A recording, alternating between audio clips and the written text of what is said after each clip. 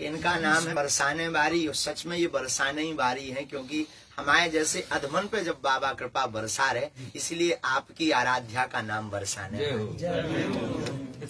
और बाबा को देखकर हमने एक बात और मानी, भगवान खोजने से नहीं मिलती, ठकुरानी खोजने से नहीं मिलती, उनमें खो जाने से।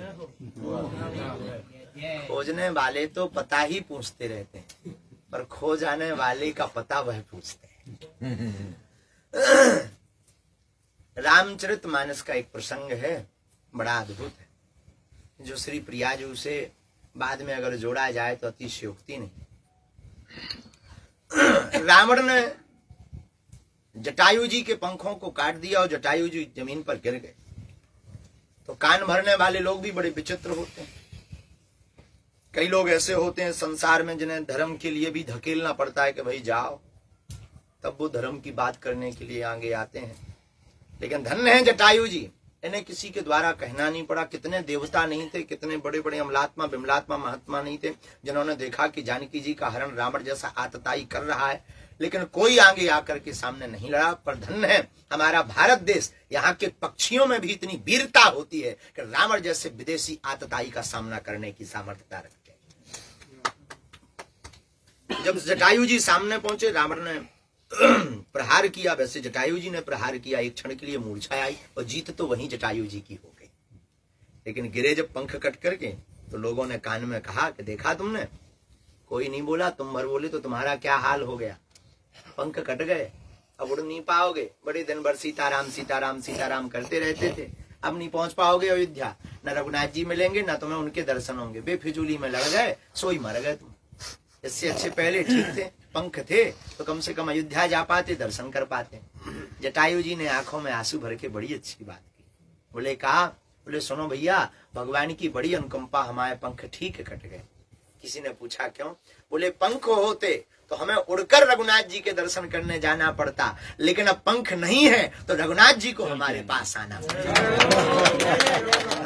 उसी प्रकार इस समय में हम लोग कन्हैया के पास तो नहीं जा सकते, ना दर्शन कर सकते। पूज्य बाबा महाराज जैसे महापुरुषों के चरणों को पकड़ लें तो हमें लगता है कि हमें वृंदावन नहीं जाना पड़ेगा। ठकुरानी के चक्कर में ठकुरानी जी, प्रिया जी और श्री लाडले सरकार जी दोनों ही बाबा महाराज के पास जब आएंगे तो हमें दर्शन। ऐसे पूज्य श्री बाबा महाराज इस ब्रज की निधि है। हमारा ऐसा मानना है वृंदावन की आंख है बाबा, इस ब्रज के नेत्र हैं बाबा। ब्रज का जो रस लेना है, दर्शन करके वो आह्लादता, वो भाव, वो सहजता, वो दिव्यता, इतनी उच्च कोटि पर पहुंचने के बाद भी इतना भजन। और नहीं तो हमारे जैसे निकम्मा नालायक मान बड़ाई, जब से आई लगन राम से छूटी, स्वामी स्वामी स्नेह लागे सो किस्मत हमारी फूटी। ये हाल हो गया। पर धन्य है बाबा महाराज और आपकी करुणा धन्य है। अब हम अपनी टूटी फूटी वाणी से यही कहेंगे कि लातन की लतरौंदा बनाए रही हो। बुंदेलखंडी में महाराज एक लातन को लतरौंदा का औजार।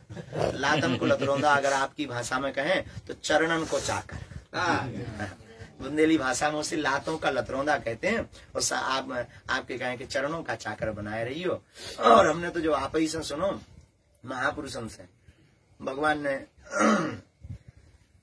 गज को उबारा, ग्राह की कथा जो भागवत में है। पत्रकारों ने माइक लगाया भगवान के सामने कि आप बड़े विचित्र हो। भगवान बोले क्यों? बोले आपको बुलाया किसने?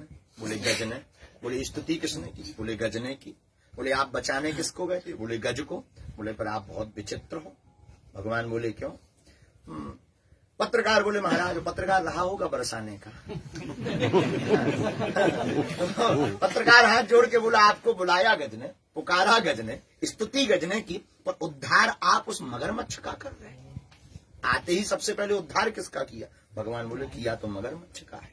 तो बोले पर अद्भुत बात है, बुलाए कोई उद्धार किसी और का करो। लेकिन भगवान भी कम कहा। ये भी इसलिए ठाकुर जी भी बड़े अद्भुत मुस्कुरा कर बोले सुनो, बोले जिसने हमें पुकारा है, जो हमारा है, उसका तो उद्धार होना ही है। लेकिन जो हमारे भक्तों के चरणों को पकड़ लेता है, उसका हम पहले उद्धार करें।